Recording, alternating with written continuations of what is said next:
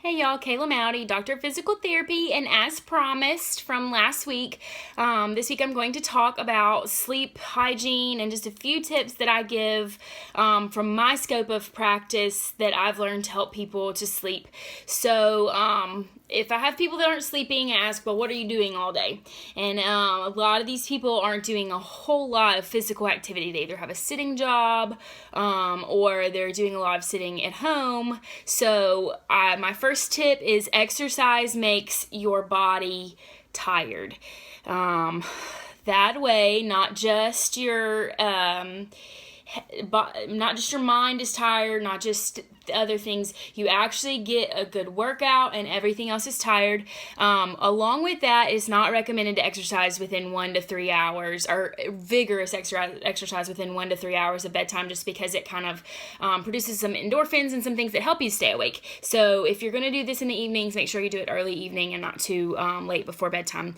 Having a regular routine at nighttime, same bedtime, same habits, same things you do, usually quiet time. Not a whole lot of thinking is recommended right before bed. A lot of people have trouble sleeping because they have anxiety about upcoming activities or events that they might have. So what I do personally is I have like a little bedside notepad and I just jot down things that I need to remember. So a lot of times you can get anxious if you're trying to be like, well, I need to remember to do this tomorrow. I need to remember to do this. So I encourage you to just jot it down and leave it there and deal with it tomorrow. And have this routine of quiet time, wind down time before bed, low light levels. Another thing I'm finding is people are having trouble sleeping because they have the TV on or they spend a lot of time on their phone right before bed. I can explain to you a little bit about what that does to your brain. When your brain sees light, the natural rhythm of our body is to sleep when it's dark and to be awake when it's daylight. Circadian rhythm is what that's called, and your body produces different hormones different times of the day based on the level of light.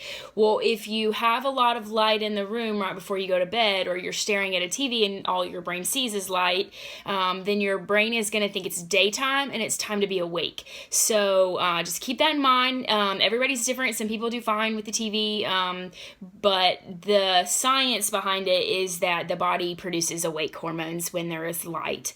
I shouldn't have to say this, I feel like, but I'm going to avoid coffee, soda, energy drinks, energy supplements 3 to 5 hours before bed. Everybody's different on that one, but I've had a couple people complaining of sleep problems and they're taking energy supplements right before they work out at 5 and 6 o'clock at night. So just be careful with that. And then the other I just want to reinforce the exercise thing. So find a time during your day to exercise so that your body is physically tired and you will rest better at night. There are a lot of other things you can do. I encourage you to do some research on your own if you're having trouble sleeping. Figure out a routine that works for you and kind of keep notes on what works and what doesn't work so you can build what works best for you as an individual. And there are medical providers who specialize in this. There are things like sleep apnea that do need medical treatment that might be a reason you're not sleeping well. So maybe a sleep study, if you are truly struggling with this, is recommended. But y'all have a wonderful Monday and a great week this week. Bye.